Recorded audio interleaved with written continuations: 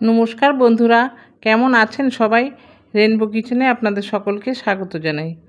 আজকে আমি আপনাদের সাথে শেয়ার করব মুসুর ডালের বড়া করে আলু দিয়ে তরকারি।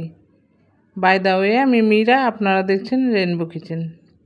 দেখুন, আমি এখানে 2 ঘন্টা আগে ডালটা ভিজিয়ে রেখেছি। 2 কাপ ডাল আছে এখানে, 200 গ্রাম ডালটা ভিজিয়ে রেখেছি। খুব ভালো করে ভিজে গেছে। এবার আমি ডালটা মিক্সি করে নেব। আমার রেসিপিটি যদি আপনাদের ভালো লাগে তাহলে লাইক, কমেন্ট, শেয়ার করবেন। আর নতুন বন্ধুদের বলছি, প্লিজ সাবস্ক্রাইব করে আমার পাশে থাকবেন। পাশের বেল আইকনটিও ক্লিক করে দেবেন, তাহলে সমস্ত ভিডিওর নোটিফিকেশন আপনাদের কাছে পৌঁছে যাবে সবার আগে। আর পুরনো বন্ধুদের অনেক অনেক ধন্যবাদ আমার পাশে থাকার জন্য। দেখুন, মিক্সির বাটিতে আমি ডাল নিয়ে নিলাম আর দিলাম তার মধ্যে হলুদ গুঁড়ো, স্বাদ মতো লবণ আর 2টো কাঁচা লঙ্কা। এই দিয়ে আমি একটা স্মুথ পেস্ট তৈরি করে নেব। দেখুন, আমার ডাল পেস্ট করা হয়ে গেছে। এবার এর মধ্যে দিয়ে দিলাম কালো জিরে আর দেবো একটু হিং, দিয়ে ভালো করে ডালটা খুব ফেটিয়ে রাখবো। একটু হিং দিলে খেতে বেশ ভালো লাগে।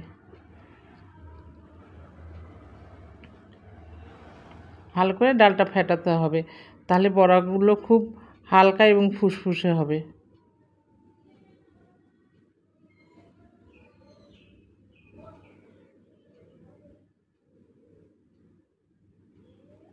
দেখুন, আমি একটা বাটিতে জল নিয়েছি, এর মধ্যে একটু দিয়ে দিলাম পেস্ট। দেখুন, জলটার উপরে ভাসছে, তার মানে বুঝতে হবে ফেটানো হয়ে গেছে। এবার নিয়েছি টমেটো, পেঁয়াজ, রসুন, কাঁচা লঙ্কা। পেঁয়াজ 2 ভাগে নিয়েছি, একটা মিক্সি করব আর একটা তেলের মধ্যে দেব। আর নিয়েছি ডুমো ডুমো করে কেটে রেখেছি আলু, সেই আলুগুলো। এবার একটা কড়াই বসিয়েছি, কড়াইতে দিয়ে দিলাম সাদা তেল। এবার আমি বড়াগুলো ভেজে নেব। ছোট ছোট করে বড়া করব, খুব বেশি বড় করব না। আপনারা চাইলে আপনাদের মন মতো করে নেবেন। আমি ছোট করেই করলাম, কারণ ঝোলে পড়লে আবার একটু ফুলে বড় হয়ে যাবে।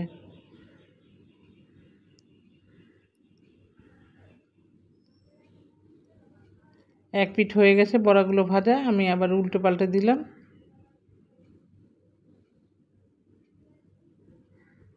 উল্টে পাল্টে বড়াগুলো ভেজে নিয়েছি, এবার তুলে নেব।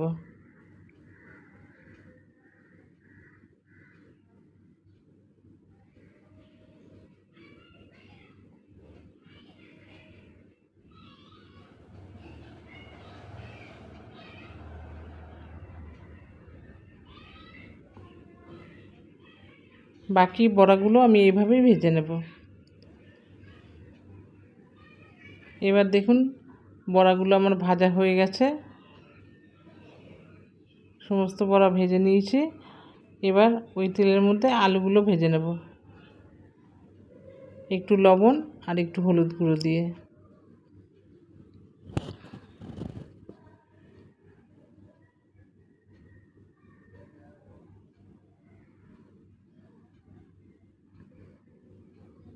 এরকম ডালের বড়া দিয়ে আলুর তরকারি করলে খেতে কিন্তু দারুণ লাগে।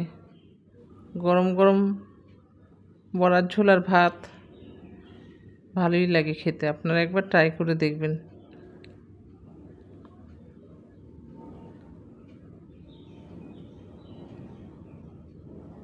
আপনারা চাইলে এই বড়ার ঝোলটা নিরামিষও করতে পারেন। আমি আজকে পেঁয়াজ রসুন দিয়েছি।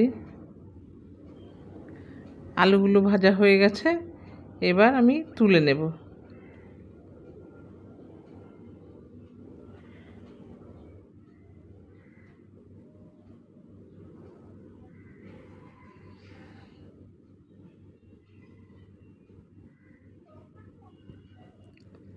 এবার ওই তেলেই ফোড়ন দিয়ে দেব জিরে আর তেজপাতা।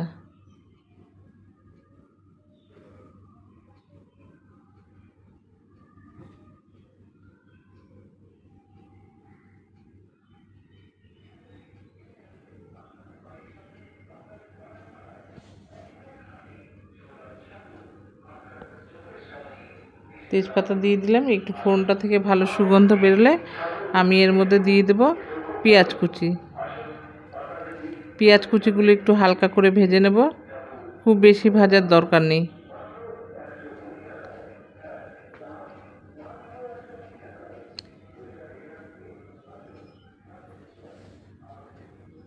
দেখুন পেঁয়াজ ভাজা হয়ে গেছে।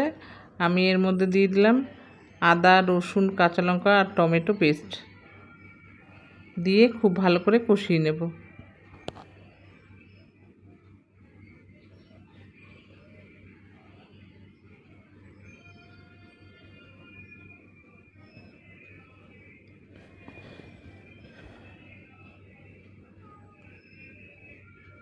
এবার দিয়ে দেব হলুদ গুঁড়ো,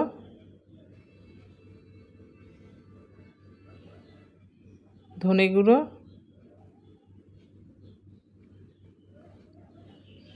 কাশ্মীরি লঙ্কার গুঁড়ো, জিরে গুঁড়ো আর স্বাদ মতো লবণ দিয়ে আমি খুব ভালো করে কষিয়ে নেব যতক্ষণ না তেল ছাড়ে।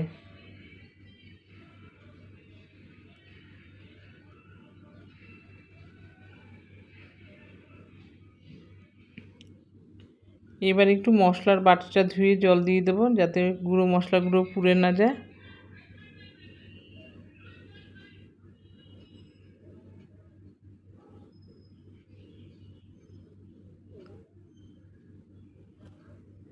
দেখুন মশলা থেকে তেল ছেড়ে দিয়েছে, আমি খুব ভালো করে কষিয়ে নিয়েছি। এবার ভাজা আলুগুলো এর মধ্যে দিয়ে দেব।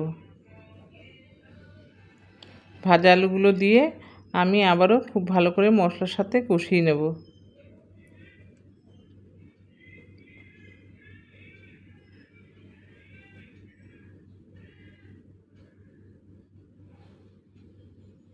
কষানো হয়ে গেছে, এবার আমি দিয়ে দিলাম গরম জল। একটু জল বেশিই দেব কারণ বড়াগুলো দিলে না ঝোলটা টেনে নেবে, তখন আর ঝোল থাকবে না, একদম শুকনো শুকনো হয়ে যাবে। তার জন্য একটু জল বেশি দিতে হবে।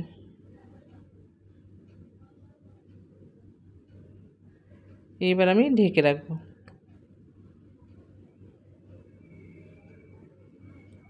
দেখুন ঢাকনাটা খুলে দিয়েছি, ঝোলটা খুব ভালো মতো ফুটছে। এবার আমি এর মধ্যে দিয়ে দেব টমেটো কুচি আর কটা কাঁচা লঙ্কা।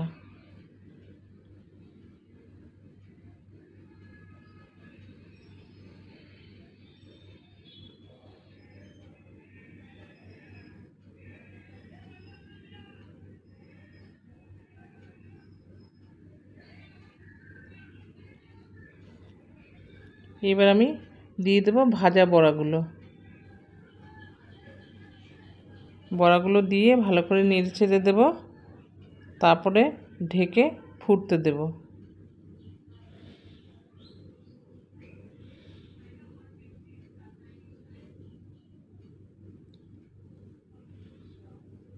ঢেকে রাখলাম।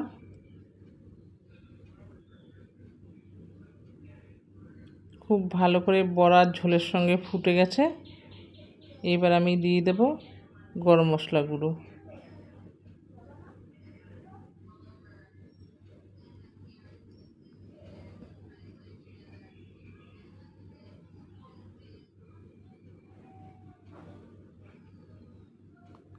এইভাবে রান্না করলে বড়ার ঝোল মাছ মাংস ফেল, খেতে এত ভালো লাগে।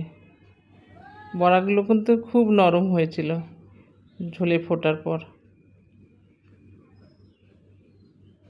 মুখে দিলেই গলে যাচ্ছিল। দেখুন এবার আমি ঢেকে রেখে দেবো 10 মিনিট, স্ট্যান্ডিং টাইম দেবো। রান্না আমার হয়ে গেছে। দেখুন আমি সার্ভ করে নিয়েছি 10 মিনিট পর। আবার দেখা হবে পরবর্তী ভিডিওতে। ভালো থাকবেন, সুস্থ থাকবেন।